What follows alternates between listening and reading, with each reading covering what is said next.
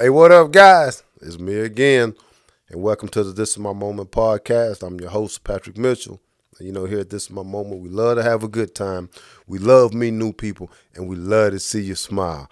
Let's go get it. There ain't no stopping it, this is my moment. Join the movement, we bringing people together, bringing positivity, making changes for the better. Cause it's all about. Today, I got a young lady that's going to enlighten you a little bit. Introduce yourself to the family.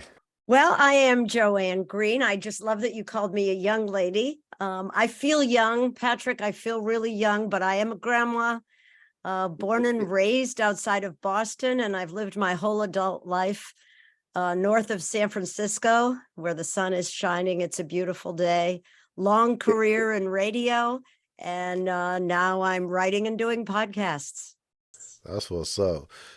Thank you, Joanne, for coming on to the show. It's a pleasure having you, and I wanna get right into it because I was researching you. And tell me if this is true. Something happened to you in 2012. Is that true? That is true.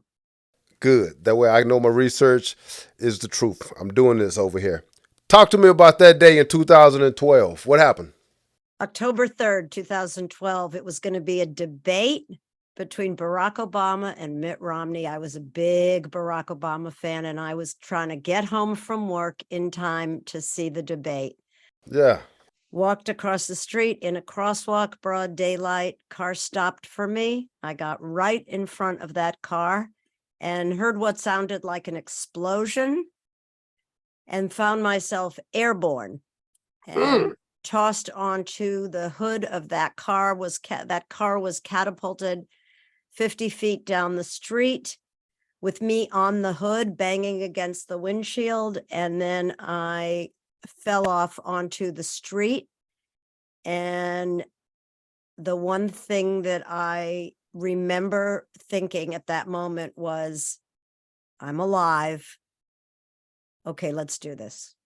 I understand where you're going, but I got questions. Did somebody hit the car? Did the car like how did you get hit by the car if it was stopped?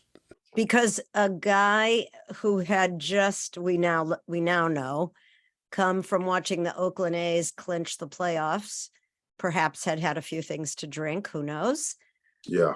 Full A's regalia, shirt, hat, the whole 9 yards, had come in a pickup truck at 50 miles an hour and just slammed into her. She slammed into me.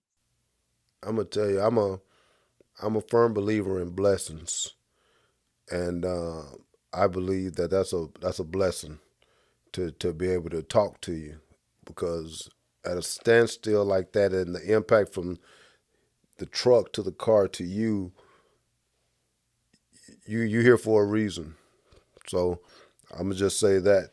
I feel that way deep in my soul. It was not my time, and I am incredibly blessed. Had the car that hit me been an SUV instead of a sedan, I would have gone under and not up and over. It really, the way that it impacted me on my right side. I had serious injuries that my full recovery took 1.5 years. Yeah, yeah. But I'm fully recovered. Good. That's I'm glad to hear that. And I've seen accidents. I was an Air Force photographer for 20 years. And when events happen, people get in accidents or things like that, you go out and take photos of the area and things like that, right? And I can't imagine seeing you on top of this hood. Was the windshield broke from the impact and all that, or it was just like you on the hood? I owned the hood, I guess. No, what's crazy is that I didn't have a single scrape on my body. There was no blood. It was all the injuries were internal. Okay, wow. Which is worse. I understand that completely. So let me ask you this. So that to me is crazy. We just start there. My question to you, and we talked a little bit about this before we got on air, is about resiliency, right? I think something like that, you got to be resilient. You got to be tough inside of it. What is your definition of resiliency? let me jump back a tiny bit and Go ahead. say, Go ahead. we don't have control over what happens to us in this life. Stuff is going to happen. Loss, Right. illness, injury, failure, relationships will end, jobs will end, the Right. sky will feel like it's falling. Right. What we do have control over is how we respond. Mm. And so to me, resilience is about your ability to pull strength, faith, hope, optimism, gratitude all together within yourself to move through life's challenges, because the Yeah. challenges are going to come. Right. And I got to say, Patrick, I am among many Americans who are in my case, the grandchild of immigrants Right. who came to this country for a better chance. They were persecuted because of their religion Right. in Europe.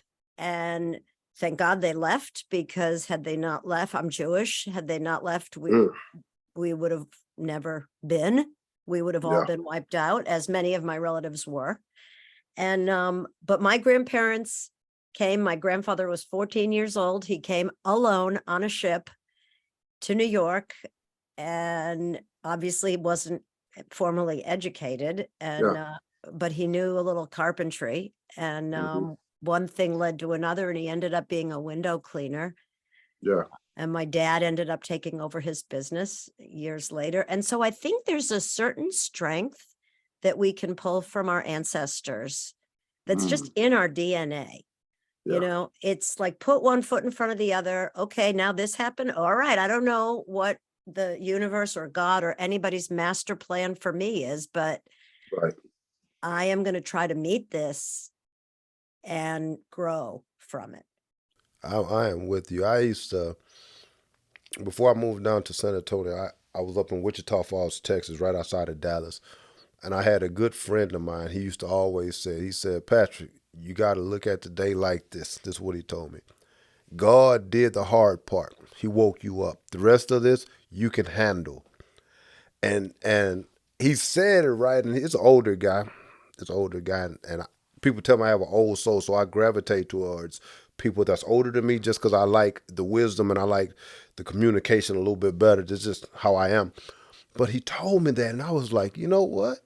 You're right. So no matter what today brings, I'm actually able to face it because I'm actually here to be able to face it. And you're right.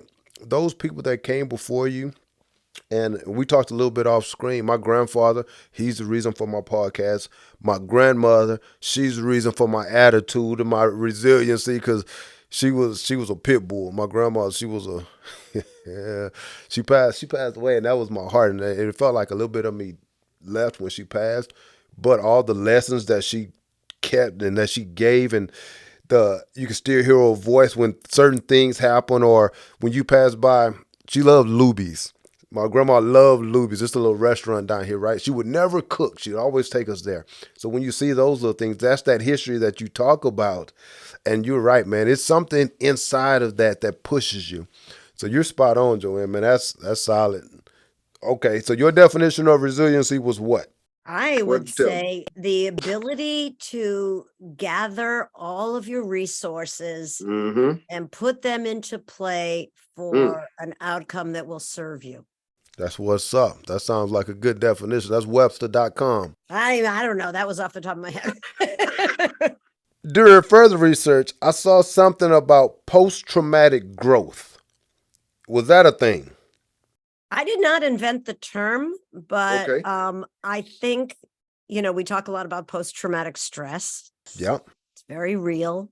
Oh, yeah. For sure, I had some after this accident, flashbacks, lot of trauma, lot of fear of cars and being anywhere near Right. moving vehicles.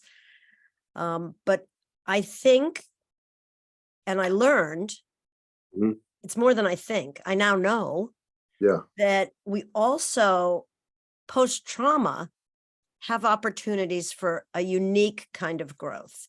So yes, post-traumatic stress, real, but in the aftermath of trauma, there is so much that we can do Yeah. to take the opportunities to become stronger, better, address what some of our issues are. You don't get to my stage of life without knowing what your issues are. I keep bumping into them again and again and again. I know my patterns. But in this case, what happened for me was, I was always a person in constant motion. Yeah. Never could do enough. I had to be the perfect mother, wife, employee, whatever my job was, I had to do it, 3 times better than anybody imagined. And I would always take on more work that I didn't need to take on. And I didn't know what it meant to sit still. I thought I was only as good as my performance and my production. Yeah. And so the universe said, okay, watch this. Now you can't move. Now you can't do anything for yourself. I could not go to the bathroom. I had 4 pelvic fractures and all the soft tissue on my right side was crushed. Wow. I was hospitalized for 5 days. I was home in a hospital bed for months after that. And so I had to figure out how to be a person Mhm. who was still, Yeah. a person who had to ask for help, a person who had to rely on others and trust that whatever they did was going to be good enough, because Yeah. I didn't have a choice. Yeah. Whatever food was put in front of me, I had to eat, Wow. Yeah. or not survive. So I learned a lot. And I think I call it post-traumatic growth, because look, am I still the same person? 100%. Do I still undertake too much? Yeah. But, today I was mentioning to you that I have I'm still testing positive for COVID after having Yeah. COVID. Then I was better for 3 days. Then I had the rebound.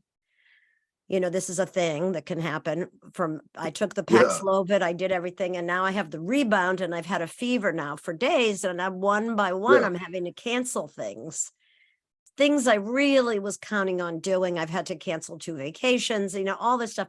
Thankfully, I did not have to cancel this because I am not exposing you to my germs, but I've had to practice what I've learned about, what? I have to just accept that this is what's in store for me right now. Yeah. Okay, I'm gonna go with the flow, and I'm gonna be grateful for my blessings, because here's the thing I learned: you cannot feel sorry for yourself and feel gratitude at the same time. And the gratitude will win out. It will win out every time. And you talk about the lessons you learned from your grandmother and your grandfather. I hear my mom's voice saying things that used to make me roll my eyes, like, this too shall pass. Patrick, it is the best piece of advice anybody could ever give, because when things are Yeah. lousy, when you're grieving, when you're sad, when you're whatever, when you're in physical pain, emotional pain, you got to tell yourself this is a moment in time and it's not going to be the same thing. Yeah. Never mind tomorrow. It's not going to be the same.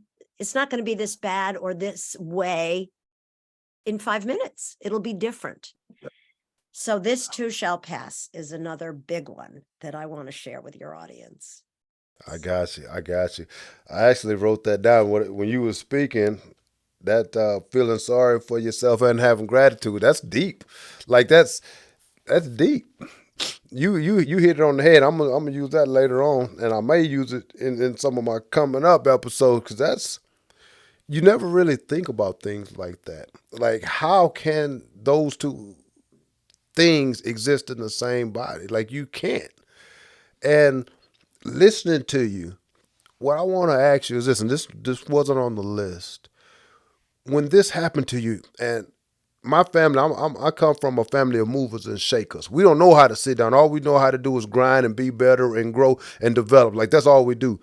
When you got into your accident and you had to sit down, where were you at mentally? Like, how do you tell yourself, oh, this has to be better because this stinks? Like, where were you at mentally? Well, the first thing that happened, I was coming off of a period of time where I had just had a lot of loss, and I have a very, very close family, and I had lost my mother and my sister within 5 months. And then a couple years later, my brother died out of nowhere. So Yeah. I'd been in the depths of grief, and I had just kind of pulled myself back up and was really back up to speed, working at a nonprofit, at a community center, and running programs. And so when it first happened, my first reaction was, really? Now Yeah. now I'm being hit by a car? What Yeah. the actual? Don't say it. I won't, but you know what I'm thinking. So, and then a moment later, I went, all right, let's do this. That's it. Let's do this, because whatever it is, I can do it. I can You can do do it. I weigh 107 pounds and I'm powerful. I'm really powerful. That's hey, I'm having a good time. I am impressed. And you, to me, like you are the walking definition of resiliency. Like that's solid. Because when I saw you take out the poster in the back, and we're going to get to that, I was like, this lady took a car and didn't come away with nothing but a couple, bro. That's that's pretty solid. That means you're here for a reason, and I can't wait to see what else you have in store for me. 2 years later, I was diagnosed with cancer. Wait a minute, what? Cancer too. Hang on, stop, Joanne, stop. So we got hit by a car, and then 2 years later, what kind of cancer did you have? Colon. Oh man, It's not a joke. So Yeah. so I want to just do my public service announcement here. When the doctor tells you to get a colonoscopy and you say, but I'm fine, get that test. I was fine. I had no symptoms. yeah. And then they said, oh, we think you have cancer. And I was like, what? I want to talk about that poster behind you. What's the title of your book? What is that? By accident, a memoir of letting go. Letting go, because here's the thing, control is a seductive illusion. Ooh. We think we can control things. Not so much. We can control our response to things. Yeah. We can stack the odds in our favor. Yeah. But like you say, God has a plan for us. And I am a person of faith, but even if I were not, Yeah. I think it is indisputable that, we tend to think we can control a lot more than we really can. And Yeah. so for me, learning to let go, Mm-hmm. and it's a constant battle. I'm not there like everything else. We're all works in progress. Right. And I will continue to work on my stuff. And control is part of it forever. But my book is, first of all, it's a chronicle of what happened, but with a lot of flashbacks to earlier parts of my life and crazy stories. I was in rock and roll radio and jazz radio for many years. Just all kinds of stories. And I grew up in, the late 60s, early 70s. It was a quite pivotal time for our nation. And I've got stories and they're peppered in throughout the book, but it's also about the opportunities I got after the accident to practice what I had learned. And you always will have those opportunities because life will just keep on dealing you good hands, bad hands, whatever, right? Yeah. It's all coming down the road. It is. I used to, my oldest son is 26, and I tell him all the time, man, like, life doesn't care if you live on the street or you have a mansion. The days are going to progress. So it's up to you to make the most out of every single situation. Whether we have a bad hand or you have a good hand, you still got to play it out, because at the end of the day, the summers are going to pass and you're going to look back and you're going to wonder why you didn't take those bad days and turn them into good days instead of wallowing. He's lucky to have you. You can tell. I'm gonna need you to tell that to him, because I'm a dad, like, and I'm an Air Force guy, so I don't mix my words, and I think that, just like I say, I have an old soul, so my mindset of being strong and being like a man is how I parent to my son. But some days that's not always like the best, you know what I mean? And I find myself apologizing a lot of times because sometimes I am a little bit too harsh, and I know that, and my wife reminds me of that. But it's only because I want them to be the best. I want them, just like you said, we stand on the shoulders of our grandparents, of our ancestors. I want him to be able to stand on my shoulders and not have to worry about falling. So I want him to teach him all of those things. So you're right. Control what you can control. I want you to talk to me about gratitude and positivity. You spoke about it from the very first time we started talking 19 minutes ago. You talked about being grateful and being positive. Through all of those negative things, through all of those the cancer, the relatives dying, the accident, what keeps you positive and what keeps you grateful? Well, I have a tremendous number of blessings in my life. Not even a It is. question. It's one of Not my even a question. I have a wonderful husband. I have wonderful children. I'm yeah. part of a community that stands by one another and supports one another.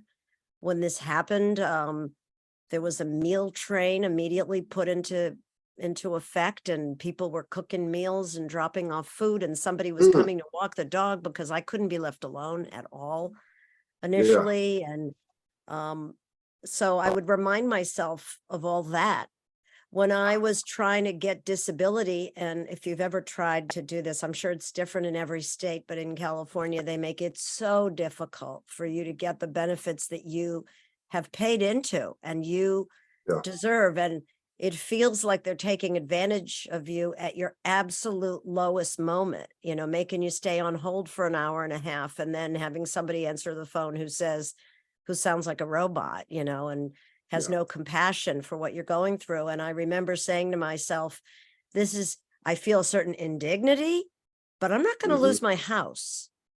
Yeah. I'm still going to be able to eat, even if I don't Yeah. get this money that I deserve. I'm going to be okay. We're not going to be out on the street. Yeah. So I think it's a matter of you always have a choice. Patrick, we tell ourselves things all the time. Yeah. Many of us spend far too much time saying, who do you think you are? You think you Mm, can, these kind of negative messages that reinforce negative thinking. yeah. And I learned that if you give yourself positive messages over and over and over again and keep saying it, eventually you'll start believing it. And Hmm. in my case, the positive message was, I can do this. And Yeah. I said that over and over and over again until I believed it and until I started seeing the fruits of it. Yeah.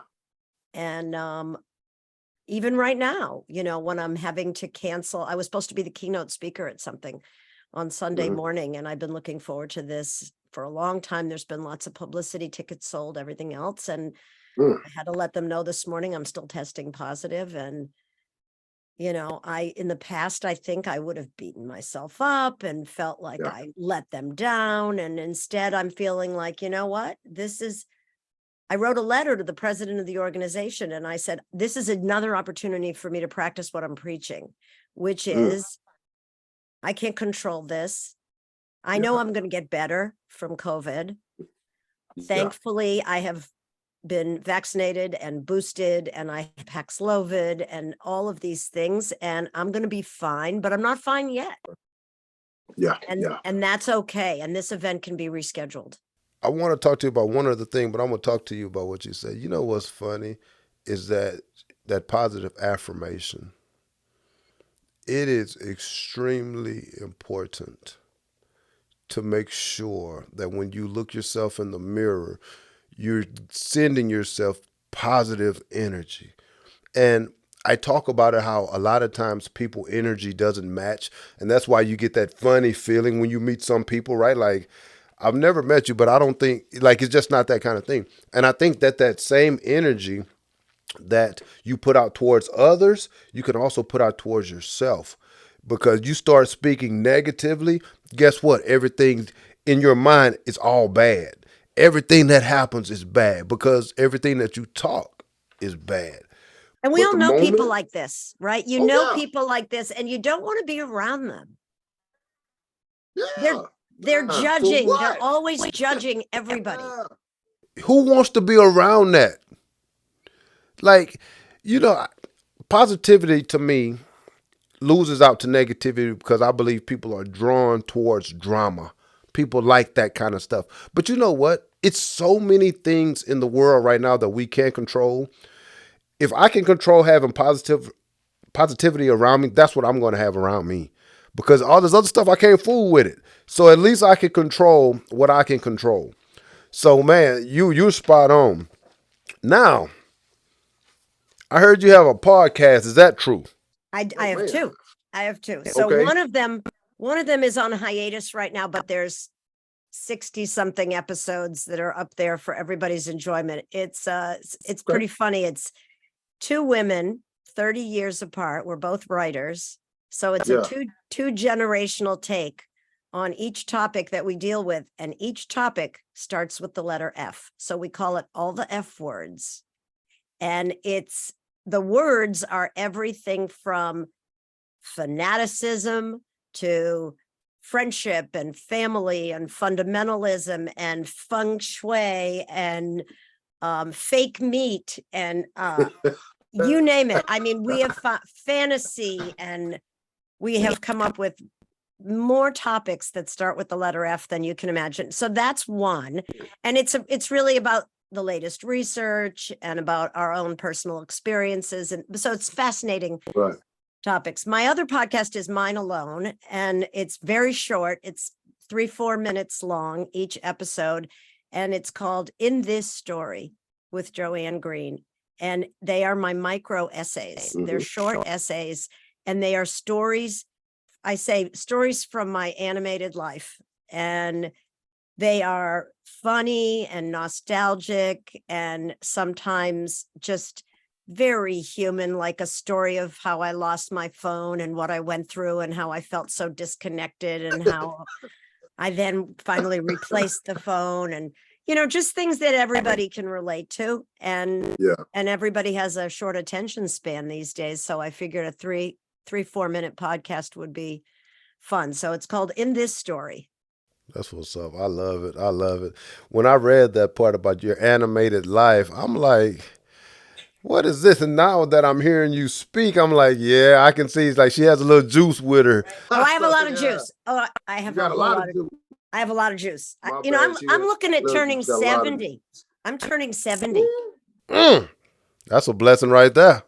right? So, and I'm as healthy as can be after all these things. Yeah, that's what's up. I am thrilled to have you. So, all the questions that we've just talked about, Ashley sent you. At the end of every show, I like to play a little game though. So, the game is called Pick One. I'm not going to throw you under the bus. I'm not going to ask you nothing crazy, but I do want you to make a choice. Okay? You ready?